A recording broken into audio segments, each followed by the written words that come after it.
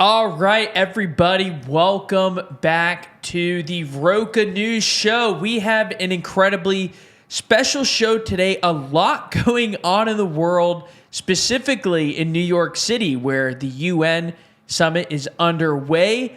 President Trump gave a fiery speech there this morning, and we're also going to hear from Roca's own Max Frost, who's currently in the UK. Everyone who watched or listened to yesterday's show would know that. And he's currently in the grooming gang capital of England. Now, of course, grooming gangs have come under intense scrutiny over the last couple years as new investigations uncovered histories of abuse at mass scale in towns across the country. And they've opened up major free speech debates because the majority of offenders are Pakistani men. And then highlighting that became a free speech issue that some on the left, including the Labour Party at the highest levels, accused of basically of Islamophobia. So basically now there's a free speech debate about can we talk about it? But thankfully, we're able to talk about it on this show. And Max Frost is going to give a live report from the UK. But first, let's start with a couple clips from Trump's speech at the UN. So President Trump has, there are some moments that went viral for being funny, others for controversial, and still others for both. So here's one of the more controversial ones that we've got up on screen. And here he is in front of the General Assembly. I have to say, I look at London where you have a terrible mayor, terrible mayor. And it's been so changed. Now they want to go to Sharia law. But you're in a different country. You can't do that. Both the immigration and their suicidal energy ideas will be the death of Western Europe if something is not done immediately. This cannot be sustained. By the way, how about that top comment there? Suicidal Energy Ideas is a great band name. So there you go with President Trump on Europe. He also railed against mass migration across the continent, not just in London or the UK. And here is his clip about Palestine. Now, for a little bit of context, in recent days, France, the UK, Canada, and Australia have all recognized Palestine as a state. There are only a few holdouts, like Singapore, which announced actually in front of the General Assembly that they will not recognize a Palestinian state until it forms a legitimate government that denounces terrorism fully. And then Giorgia Meloni, the leader of Italy, she also has refused to recognize the Palestinian state. There were protests, severe protests and looting in Milan in the wake of that. But most countries, even Western countries, have now recognized Palestinian state. And here's President Trump on whether the United States will follow suit. Everyone knows I have also been deeply engaged in seeking a ceasefire in Gaza. Have to get that done. Have to get it done. Unfortunately, Hamas has repeatedly rejected reasonable offers to make peace. We can't forget October 7th, can we? Now, as if to encourage continued conflict, some of this body is seeking to unilaterally recognize a Palestinian state. The rewards would be too great for Hamas terrorists for their atrocities. This would be a reward for these horrible atrocities, including October 7th, even while they refuse to release the hostages or accept a ceasefire. So there you go. No recognition of a Palestinian state for President Trump, as he argues it would reward Hamas and their terrorism. Now, to be clear, this is no major surprise. President Trump has been a staunch defender of Israel on the global stage, as was President Biden, and he's also been a staunch critic of the UN. He went after it aggressively in his first term, and in January of this term, he both announced that they're leaving the World Health Organization and that they're ending participation in the UN Human Rights Council. So a lot of this isn't new. And he also made a couple other announcements. Number one, he says that he's willing to impose a very strong round of powerful tariffs on Russia if it doesn't work toward ending the war in Ukraine. And similarly, he went after Europe for its pivot to zero carbon footprint, saying that while they've done that, global emissions have increased thanks to Asia. And while they've done it, their economies have been devastated and their country is invaded by a force of illegal aliens like nobody's ever seen before. And so he called, by the way, climate change the greatest con job ever perpetrated on the world. Billy, any thoughts on the UN visit? Anything we're missing here? Not necessarily. I think it was interesting. It was pretty short for a UN address, but he also seemed to be pretty blunt with what he was saying. And, you know, I think more than most politicians in his way, he said a lot. Like, you know, he came out with Hamas, the other stuff you were talking about. So it wasn't like a very fluffy speech. It was also a very quick speech. Now, obviously, some people say he's getting old, his health's deteriorating. That may or may not be the case, but maybe something to pay attention to.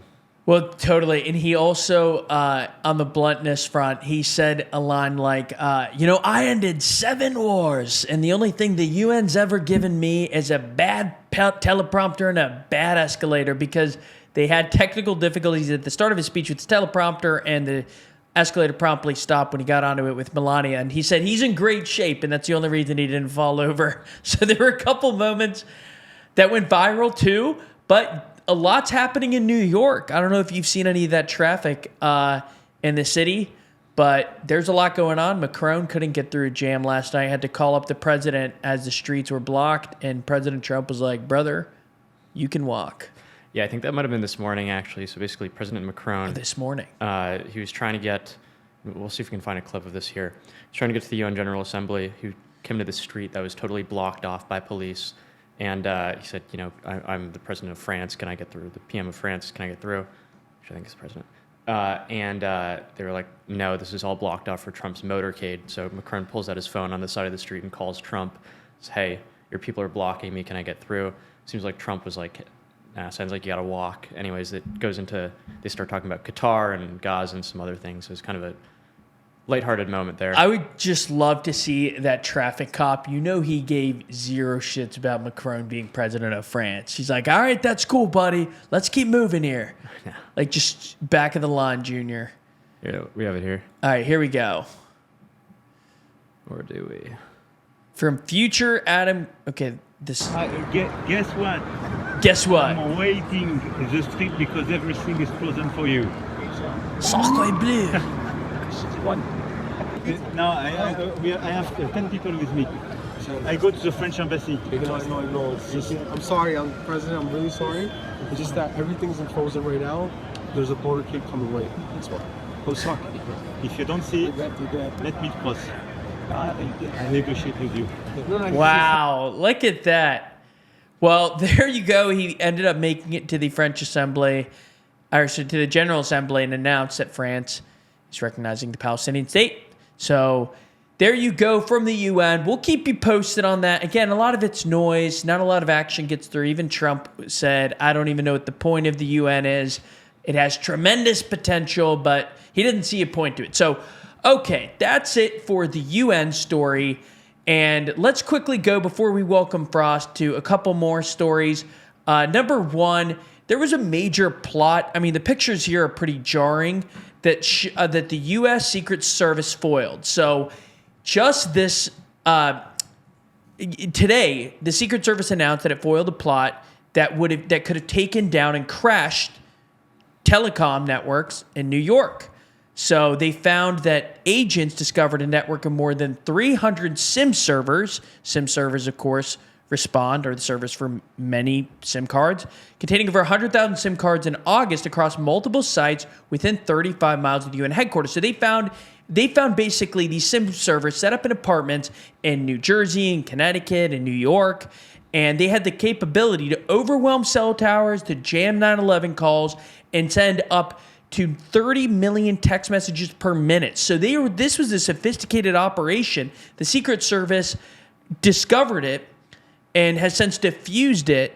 And also, while doing so, the investigators seized 80 grams of cocaine, illegal firearms, computers, and phones, but no arrests have yet been announced. And you're probably wondering, okay, who is behind this? It's not clear, although early analysis suggests that foreign governments had used this system to send encrypted messages to organize crime groups, cartels, and terrorist organizations. So this could involve multinational terrorist groups, crime groups, and potential foreign governments. So we'll keep an eye on this one. That's a freaky story.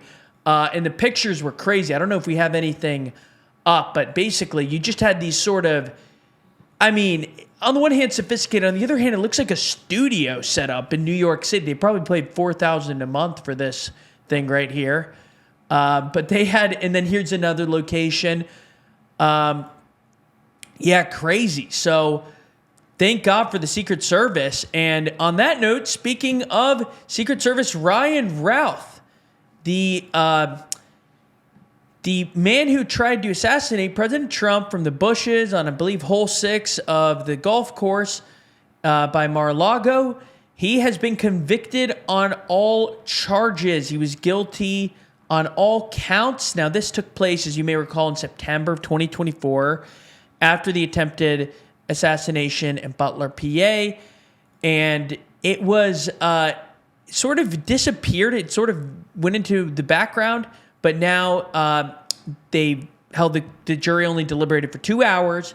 They convicted him. And he apparently, and this is kind of a sad detail, but this was just reported, he apparently tried to stab himself with his pen right after the verdict was announced. And his daughter ran away screaming from the courthouse, saying, "Get the F away from me." It was a weird scene at the end of this, but there goes Ryan Routh, who, strange story, had volunteered to fight in Ukraine, was recruiting people to fight independently, and he said straight up, in a letter, he said, "Dear world, this was an assassination attempt on Donald Trump, but I failed you." So when you have that written down, it's tough to convince the jury, hey, guess what? I was just playing in the bushes, as one does. Never let the kid inside you die.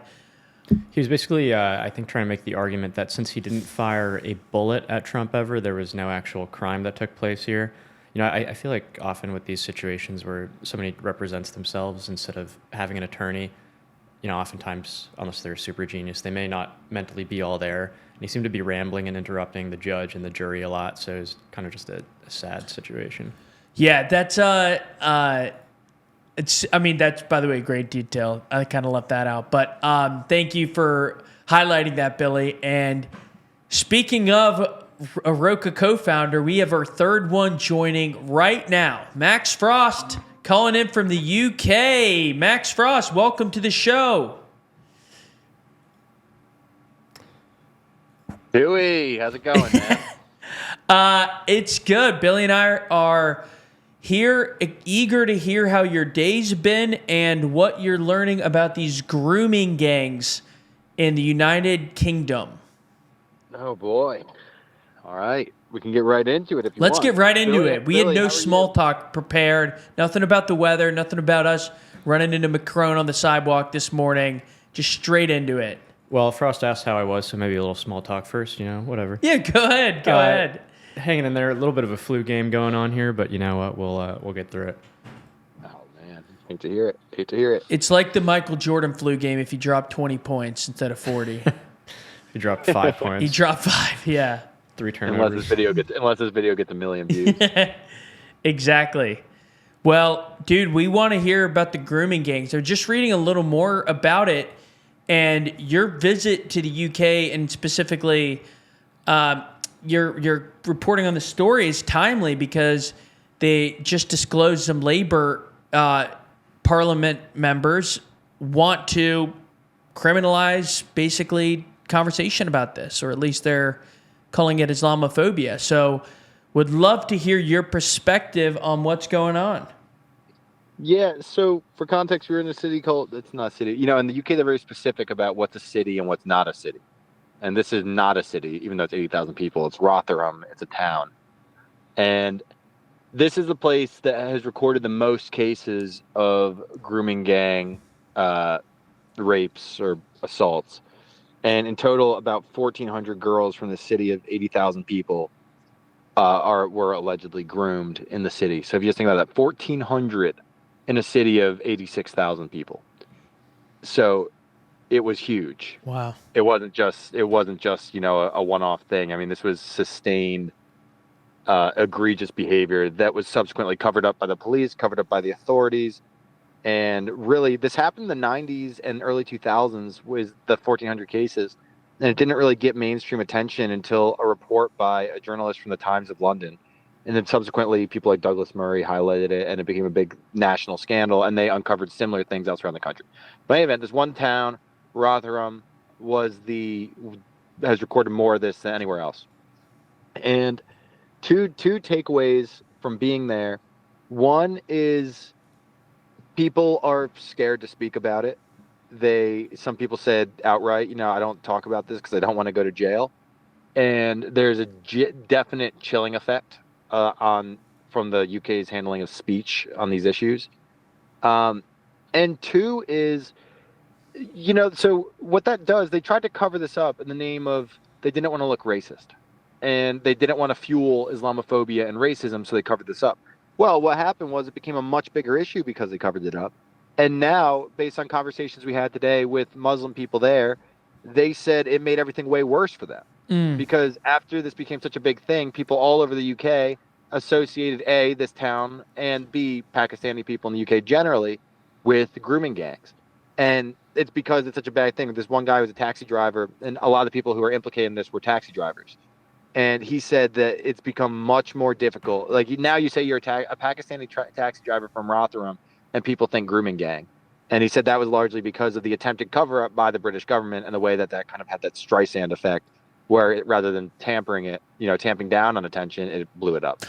Why was that report covered up? I mean, this is in the 90s and early 2000s, and ethnic tensions existed then, but it's nothing like today. So why would they have covered up this report?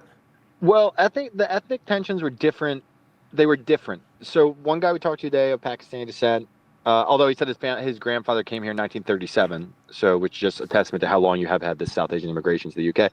But he said that, he's heard from his parents and whoever that there used to be a lot more like skinheads and really real racist violence and that kind of thing.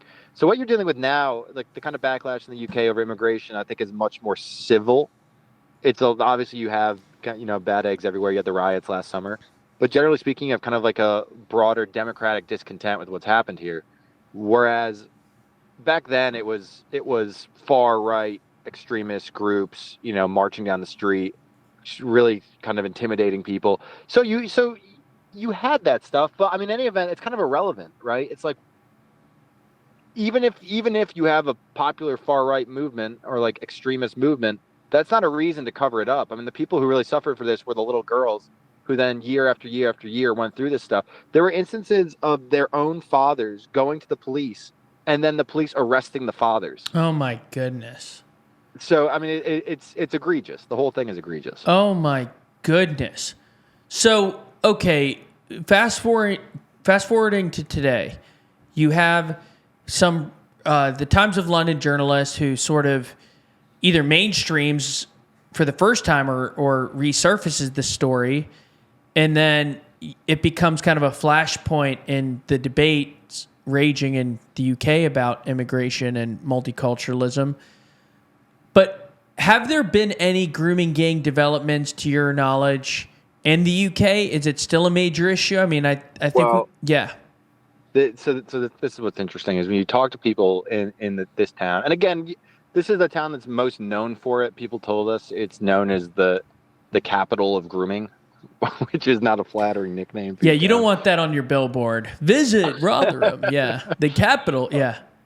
Yeah, so that's not a deal. But some people were like, there's no reason to even think about this. It's from the past. Other people said they have no doubt it's still going on today. And essentially their logic being, some people have gone to jail for this. It's a fraction of those involved. And furthermore, what they say is it's not just a one-off thing. This wasn't just a few bad apples in one place. This is a systemic and some would say cultural practice that has taken place all over the country. And, I'm not going to comment on that, and I don't know anything to comment on that. But their point is like, if it happened then, it's happening now. One guy made the point that it's happening. I said, why do you think they covered it up? And he said, well, because everyone is doing this kind of stuff. I said, what do you mean? He said, well, look at your president with Jeffrey Epstein, and look at here they've had the obviously Prince Andrew, and they just fired the U.S. ambassador the U.K. ambassador to the U.S. was just fired because of his ties to Epstein. So, this one person traced all the way up to the top, but no one knows if it's still going on, but a lot of people think it still is. Billy, is there any chance we could get a chart on sexual abuse crimes in the UK? Because I get the point you're making. I mean, Frost, some people love to do the zoom out and be like, well, it happens all the time. It's terrible, but we have other institutions. I'm sure some would point to the Catholic Church, but it seems that, looking at this chart, so these are the number of police recorded rape offenses in England and Wales from 2002 to this past year.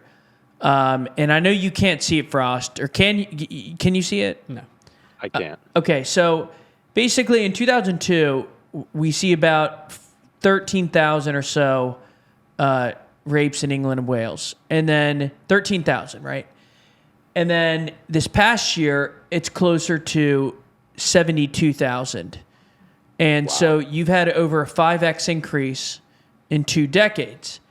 And there's been reporting suggesting it's concentrated in migrant hubs. So, I guess to anyone saying it happens, it's part of life, the number. Now, the counter argument you're seeing, and I'm curious to hear what you heard from Pakistanis, is it's not fair to judge a group by what any subgroup or regional presence or any basically individuals within that group. You can't hold the group accountable, and so they're basically saying these kind of offenses are used as sort of license to group Muslims or migrants or together and basically vilify them, and that that this is Islamophobia. What's your take on that? And have you heard any interesting perspectives from migrants there? Yeah, well, one thing I would say, just here, one thing I would say is that the term migrant here is very different, because like you have people who are like, immigration here has been going on for decades, right? And most of the people who come here are coming legally, and you have some people who are kind of, I feel like back home we say migrants, we're talking about people coming over the border, right? Yeah.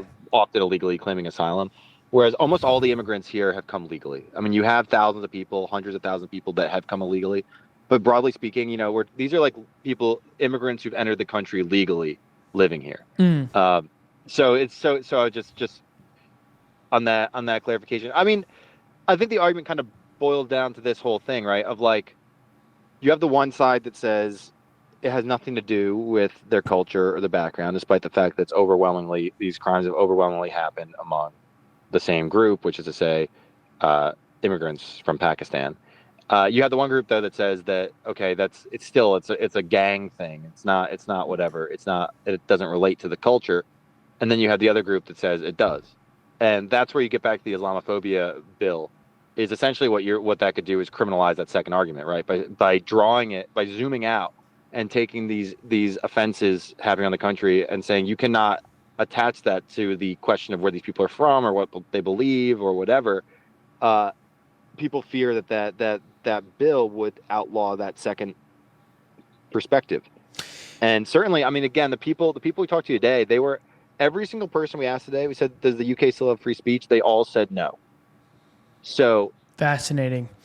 Yeah, it's not. This isn't like some made up right wing thing in America. I mean, you talk to people here and you hear it. I mean, they're concerned about their ability to speak out. Frost, another difference between the situation from, say, immigrants in the UK versus immigrants in America is that in the U.S., as much as Fox News likes to tout migrant crime and cover isolated cases of migrant crime, every study that's been conducted shows that violent crime from U.S. migrants is low. The people that cross the border, that is. Now, I know some people will say, isn't it 100% because they came in illegally? If we're talking about violent crime, it's low. even the kind of some of the most high profile examples, like the Venezuelan gangs in Colorado, and then the Springfield pet situation in Ohio. That both those were overblown. Trinidad, that's a little more debated, but basically the scale of it's small and violent crime. Whereas in the UK, there are reports suggesting it's the opposite. It's significant. I mean, do you kind of buy that difference between as another difference between the migrant situation in the US versus the UK? Putting you on the spot here with the culture war subject. I don't necessarily believe that the crime is as low as they say in the U.S. Having lived in a neighborhood in Queens with a lot of illegal immigrants, certainly people there link them to crime, and these are actually people living there, legal Hispanic immigrants who were the victims of crime, and they blamed it on the increase in illegal immigration and the Trinidad people in particular. So I'm skeptical. I'm skeptical of that statistic, to be totally honest. I think here. Generally speaking, I think not everybody, I think the majority of people are good people who want to abide by the law. But I do think, I'll just to give a concrete example, when we were at the refugee camp yesterday with people taking the boat over here, the one guy told us to get out of there because they had guns. And he said they would shoot us. And these are people who are taking the boat into the UK. Wow. So, and I don't think people in the UK, the UK is an extremely safe country. Like extremely safe, and pretty much no one has guns. Even in the worst neighborhood you go, you're much more like, if anything, like some people have knives, and there is like this real thing of knife crime.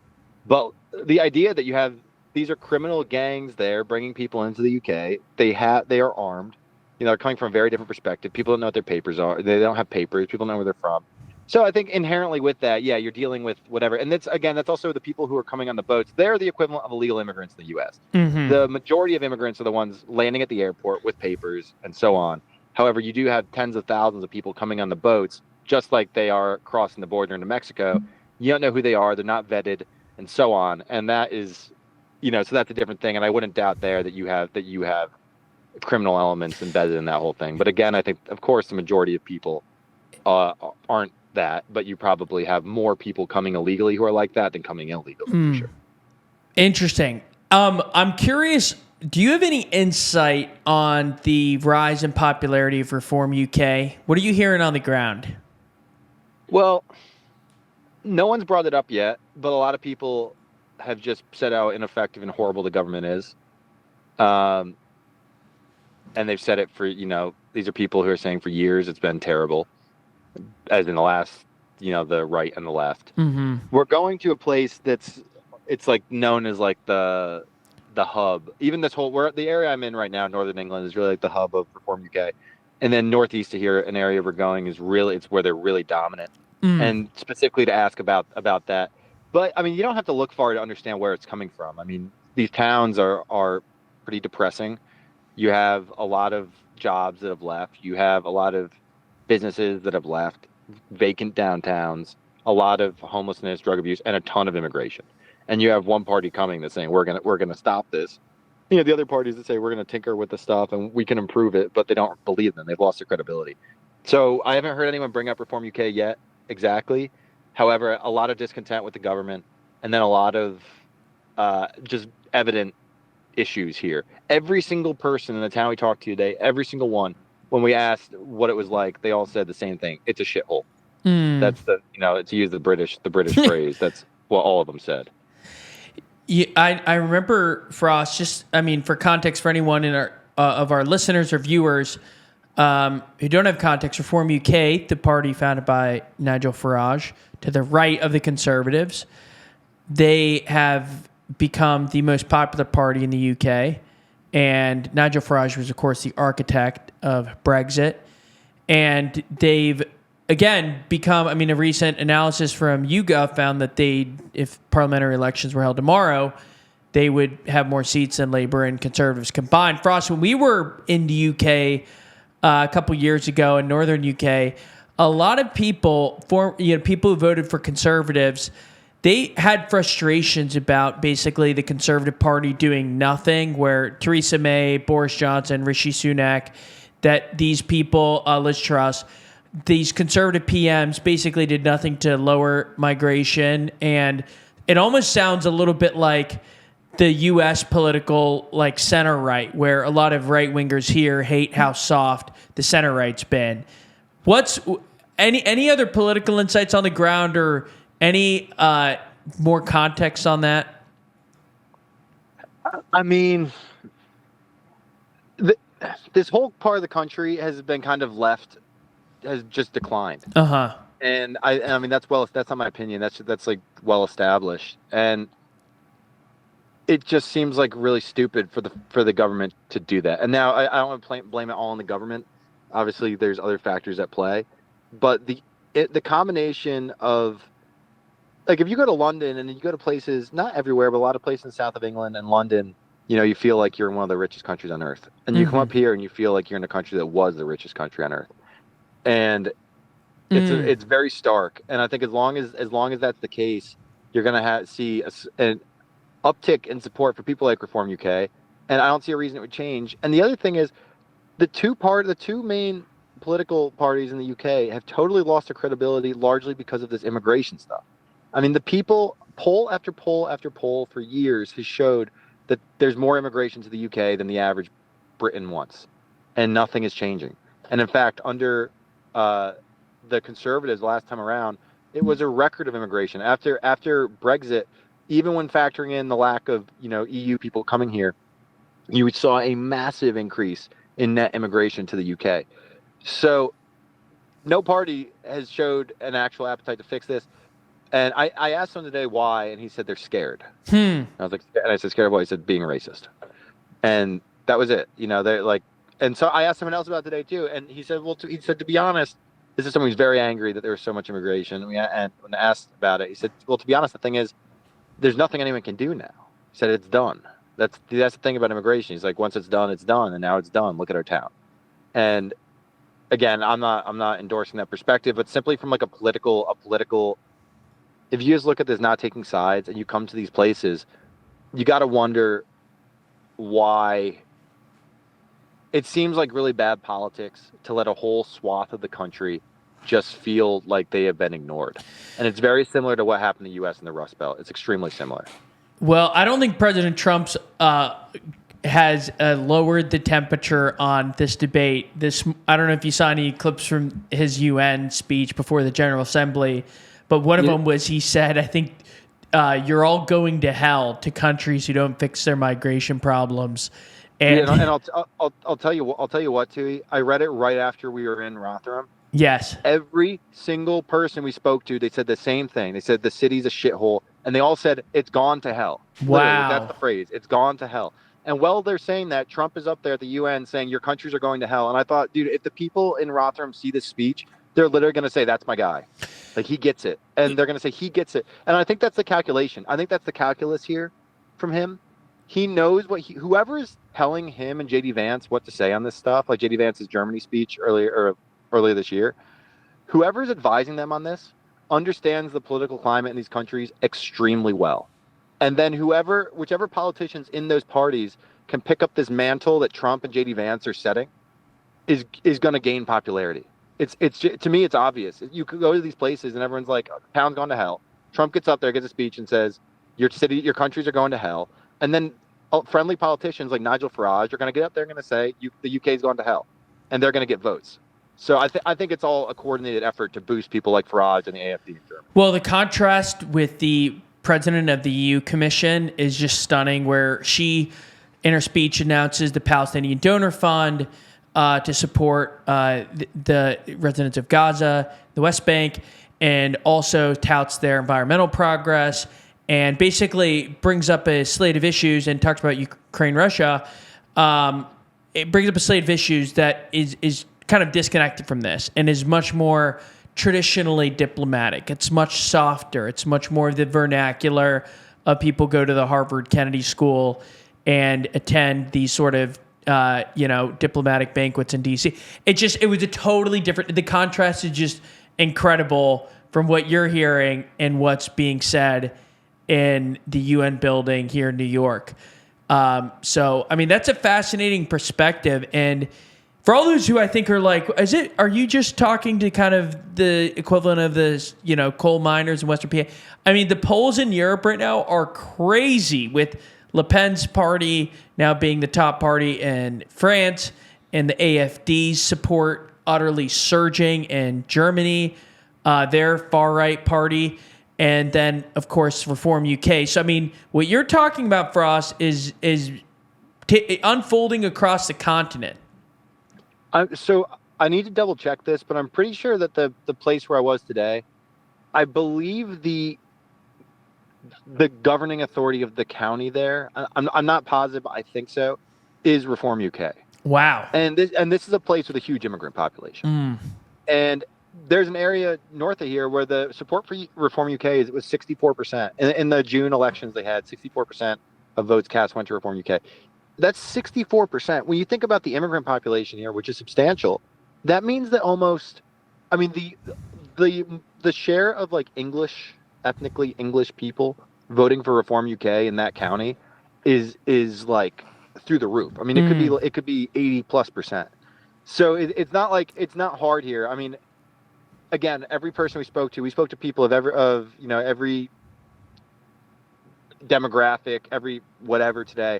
Not one person spoke positively of the trajectory of either the country or the city, and it was pretty remarkable to see. And again, it doesn't bring me joy to say that, and especially like I love the UK, I love England, but it's not. Drew and I were talking about in the car. When we went to Buffalo, and that was the first city I've been to where everyone I spoke to said things are getting better. How's the city changed in the last 20 years? It's gotten better. You wrote the article about Miami, same exact thing. How's it changed? It's gotten better. Everyone says that.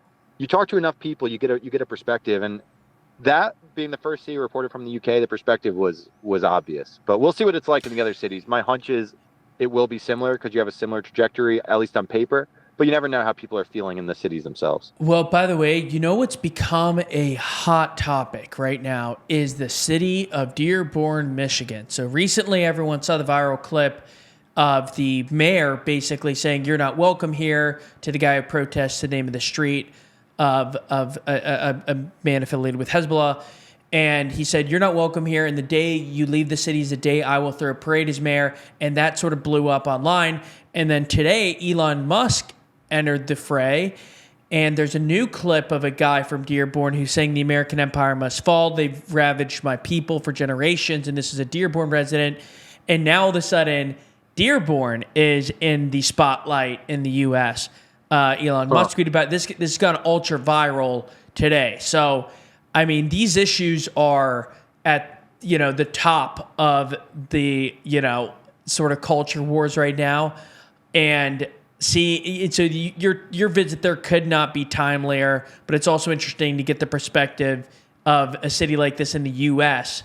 where they are now engulfed in this war, in this debate, and people are pissed off at Dearborn. And it's kind of funny to think of our visit there to now when it's people are tweeting about it constantly on the right. Well, it's interesting to hear the person said. What was the context in which the person said the thing about the American empire must fall? Because when we were there, now obviously, like we said before, on Israel, they're extremely critical. They're extremely critical of American foreign policy, period.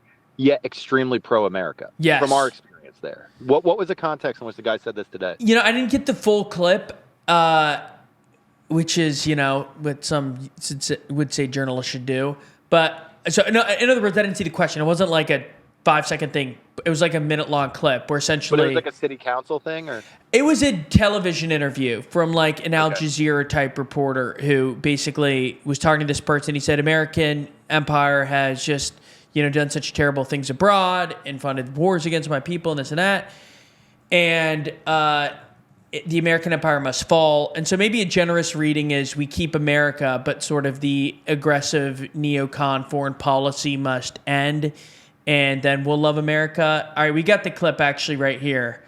I hope you can hear it. If not, our readers and listeners. The message for the people of Gaza is going to be more of the message that should be sent to the people here, in that they have achieved victory. We haven't done anywhere near enough. And the people here, I promise you, we do feel ashamed. We do feel like we're not doing enough. We do feel like change needs to come, because change must come And in the form that it must come is that this empire, the American empire that's been hurting our people since the beginning, the imperial Western powers that have been hurting our people since the beginning, they must fall. And inshallah, they will fall. And my message to the people of Gaza and the oppressed peoples across the world is that there are people here, both young and old, who are going to be willing to fight and are willing to put their lives and everything they can on the line to bring these empires down, because they must come down. So, okay, Frost, did you hear any of that? Message for No, the I people wasn't of able Gaza. to, but it's okay. Carry on without me. Yes. He said this American empire must fall, and there are plenty of people, young and old, who are willing to put their lives on the line to ensure that it does fall.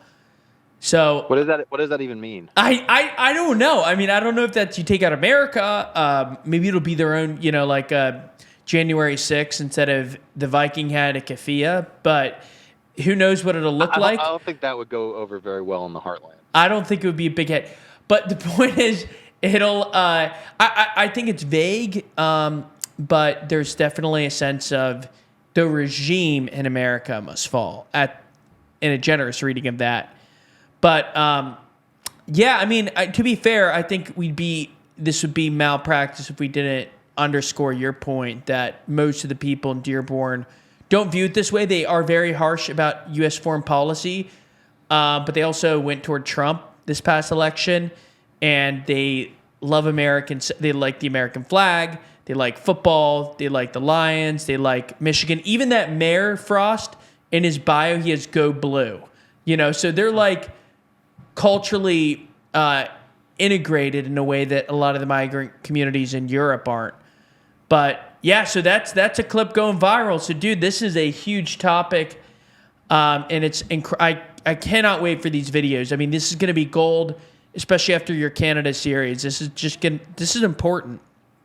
Well, I do think the story of immigration right now, I think, is the biggest story in the world, and I just think we're well suited to cover it. I think because we don't come in with pre-existing notions about it, and I think it's a very easy thing where you can talk to both sides and paint a full portrait very easily, without needing a lot of connections or wealth or whatever other outlets have. But yeah, I mean, it's going to come at a great time, and it's just last thing I'll say is it's extremely similar to Canada. I mean, the conversations that you're having here are the same conversations that I had in Canada, and it just so happens that Canada's current prime minister was was one of the biggest officials in the UK not long ago, Mark Carney, who's the head of the central bank here. So it's not like, there's very similar policies enacted by both countries, which are effectively islands. Canada cut off from the world by us, and the UK literally an island. And they both pursue the same policy, and they're both experiencing similar blowback. But you have the same exact conversation in both places. Prices are too high, pay is too low, too much immigration.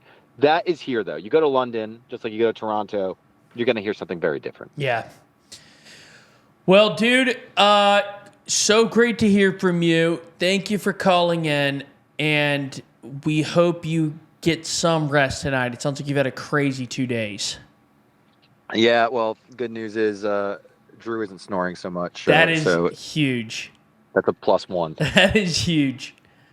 Well, awesome. Billy, any final thoughts? Any words of encouragement for Frost? Stay safe out there, Frost. Thank you, Billy. I will try. Always a pleasure calling into the RocaNews Show. Hey, it's a great show. I don't care what they say about it. It's a great show. But, all right, man. All right, see you, Frost. All right. Hey, thanks, guys. Absolutely.